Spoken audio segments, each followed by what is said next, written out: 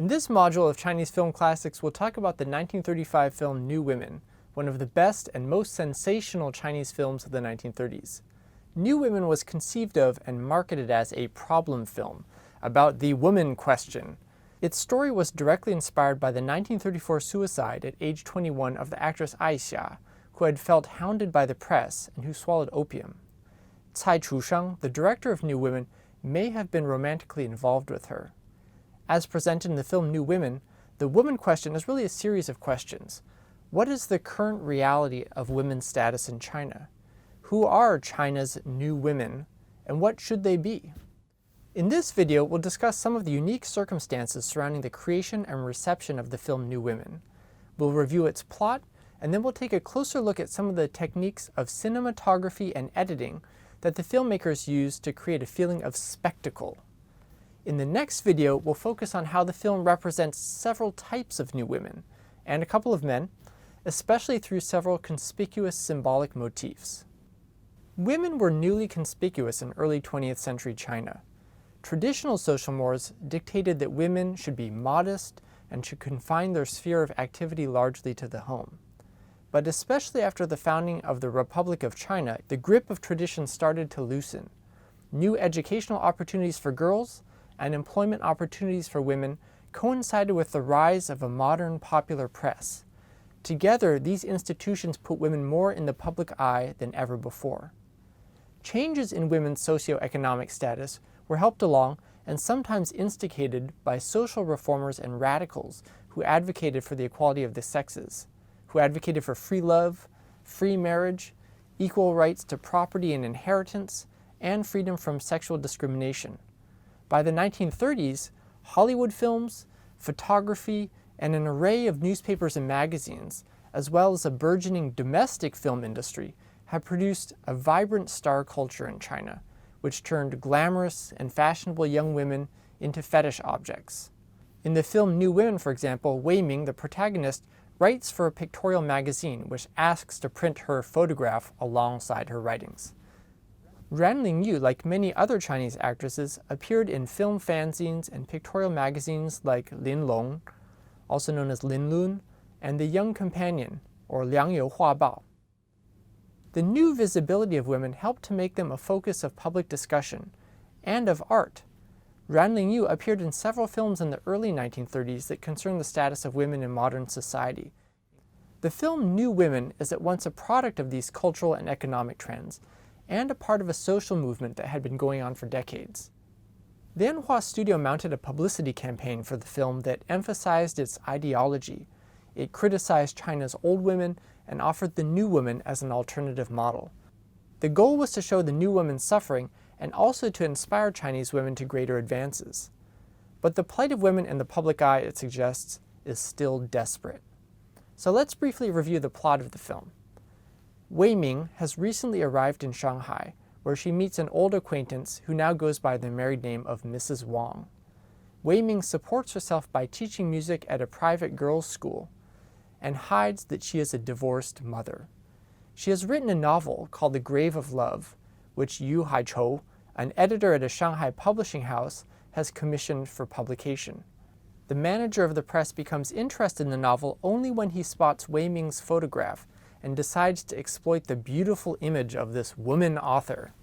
Meanwhile, the playboy Dr. Wang, who is married to Wei Ming's old classmate and who sits on her school's board of directors, attempts to seduce Wei Ming by taking her to a cabaret and getting her drunk.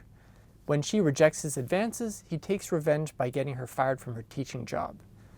Then Wei Ming's young daughter, who her elder sister has brought to Shanghai, falls critically ill with pneumonia. In an attempt to raise money to save her child, Wei Ming turns to prostitution, but she flees when she encounters her first client, Dr. Wang.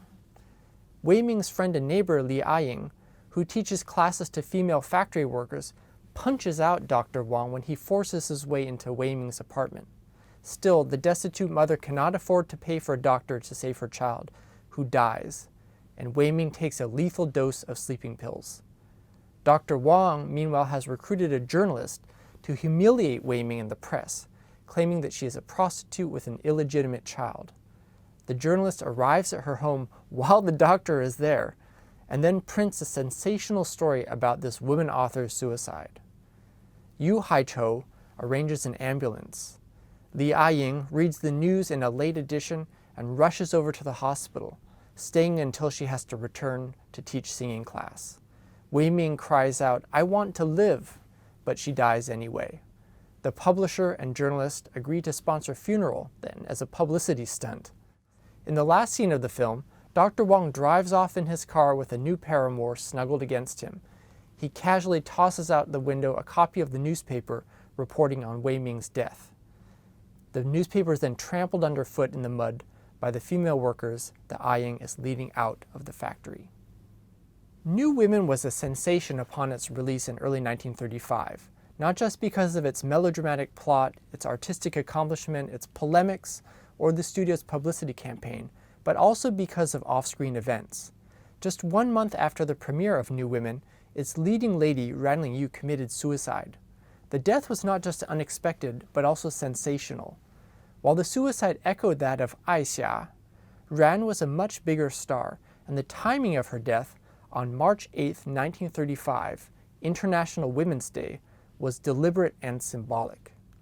Like Aixia, Ruan Lingyu cited slander as a force driving her to suicide. Her suicide note contained a line that became famous: "Gossip is a fearful thing, 人言可畏." Like New Women, the phrase indicts participants in a predatory media culture, especially the tabloids that fueled the celebrity of stars like Ruan, but preyed on their successes and misadventures alike. In the event, Ruan's suicide and the funeral parade through the streets of Shanghai created a buzz for New Women and boosted its box office.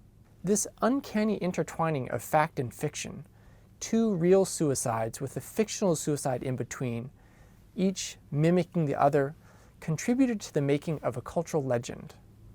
Like the poet Xu Zhimo, who died in 1931 in an airplane crash while in his prime, Ruan Lingyu has become a symbol of the glamour, the romance, and the tragedy of pre-revolutionary modern China, and her story has been endlessly retold. As a film, New Women is also sensational visually. The filmmakers utilized cinematic techniques such as wipes, split screen, matte shots, and other types of superimposition to create a fast-paced narrative and dynamic visual composition. The filmmakers often use superimposition, a type of cinematography, to alter the time sequence of the narrative through flashback, or to create simultaneity. One striking use of superimposition occurs when Wei Ming is in Dr. Wang's car on the way to the cabaret. Her face appears on the right-hand side of the screen, while in the center appears another screen representing the car window, on which we see projected Wei Ming's flashback to how she first met Dr. Wang at the school where she teaches, and was introduced by the principal. The memory appears like a movie within the movie. The neon lights of Shanghai that signal Wei Ming's mental return to the present seem to disorient her. She awakens from her reverie with a shock to discover that Dr. Wang has put his arm around her. Her vertigo returns in the cabaret when, reeling from the champagne and horrified by a burlesque performance of a girl being whipped by a cowboy, she sees herself in the body of the female White Russian dancer who has returned to the stage dressed as a prisoner in shackles. Wei Ming stands up, knocking her champagne glass to the floor, and, pursued by Dr. Wang, stumbles over to put her head on a block of ice. This block of ice is an object that calls to mind Yu Haichou, whom Wei Ming had once referred to as an iceberg.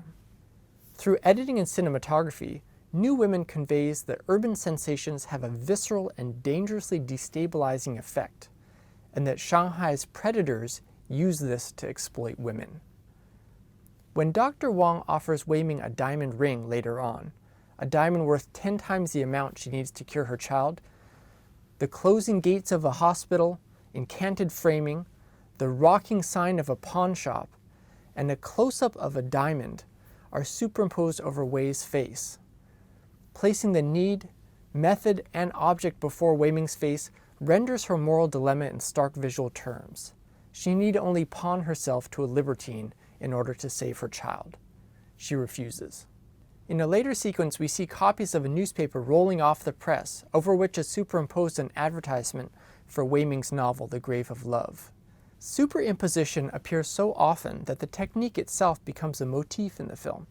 In one scene, Mrs. Wang suspects her husband of infidelity and finds a torn-up picture on the floor. She pieces it back together, and when she puts in the final piece, the eyes, Wei Ming's animated face moves and smiles out at her from the torn-up fragments. In these and other instances, the filmmakers used dynamic cinematography, editing, and symbolism to create a sense of simultaneity, velocity, and emotional intensity, while reinforcing the feeling that for new women, life is often an out-of-body experience.